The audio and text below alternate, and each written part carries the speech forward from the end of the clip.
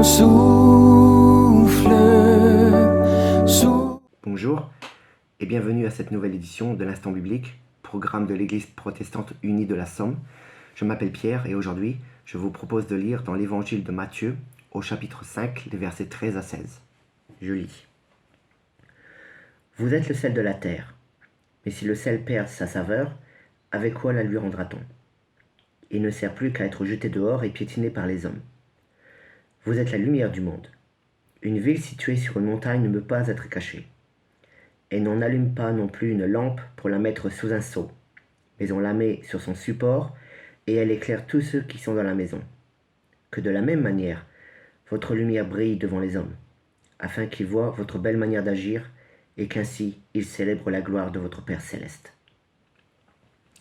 Alors vous êtes le sel de la terre. En tant que boulanger, je pense souvent à ce verset, lorsque je crée de nouvelles recettes et que je pèse mon sel pour faire du pain. J'ai beaucoup voyagé à travers l'Europe pour mon travail et je trouve fascinant de voir comment dans chaque culture, la variation de sel change dans leur pain et dans les aliments en général.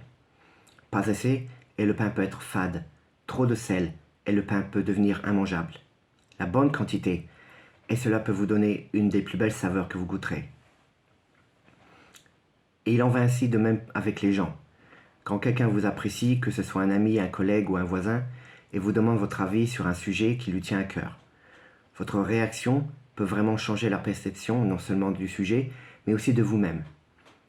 Quelque chose de léger, tel qu'une émission de télévision ou de sport, et jusqu'à quelque chose de plus profond, tel que la politique ou voire même de foi, peut soit rapprocher, voire écarter deux êtres, selon comment les gens réagissent à cette question. Rappelons-nous qu'il y a juste à peu près 100 ans, le sel était l'un des moyens les plus sûrs de conserver la nourriture contre la moisissure. Et nous oublions comment nous sommes chanceux de nos jours d'avoir le confort des réfrigérateurs et des congélateurs. Mais cela ne fut pas toujours le cas. Pendant des milliers d'années, le sel fut l'un des moyens les plus utilisés pour conserver la nourriture. Et aujourd'hui, on s'en sert toujours pour faire des jambons de Bayonne ou de Parme en Italie, par exemple. Lorsque notre Seigneur était présent en Israël, la mer Morte était l'un des endroits les plus réputés pour les habitants d'avoir accès au sel. Mais parfois, à cause des impuretés de la mer, les gens ne pouvaient s'en servir pour la viande, et cela était donc jeté et piétiné par les hommes.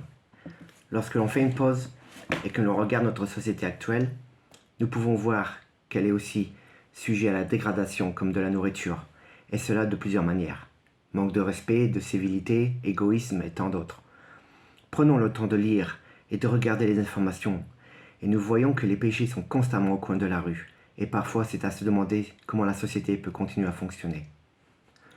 Nous sommes le sel de la terre, et nous vivons certes dans cette société, mais notre Seigneur nous demande de garder notre saveur, et donc de ne pas être nécessairement complaisant, ou d'accepter trop facilement les façons de vivre ou de réagir que nous voyons autour de nous.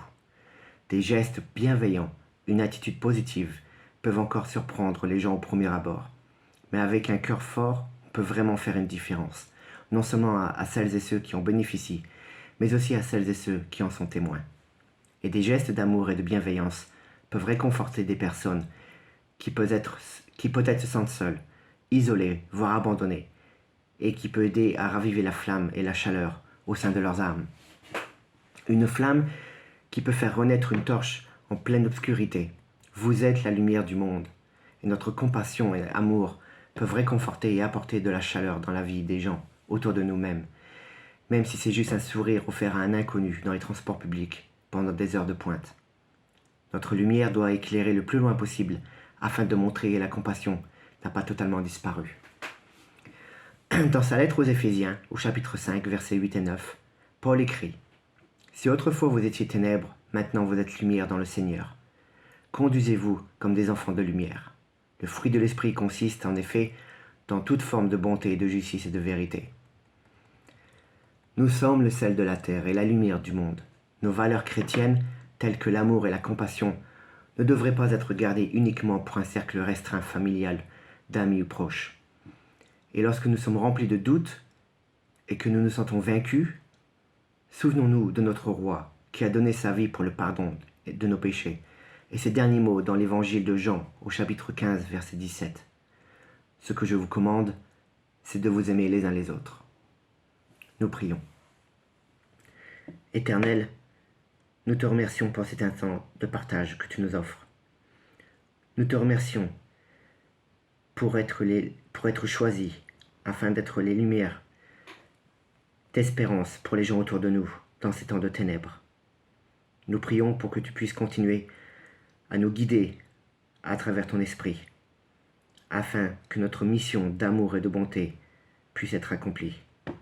Nous prions tout cela en notre Sauveur Jésus. Amen. Je vous remercie pour cet instant et je vous quitte en vous invitant à chanter le chant « Venez le célébrer » que vous trouverez dans votre recueil Alléluia, numéro 21-15. Merci, à bientôt.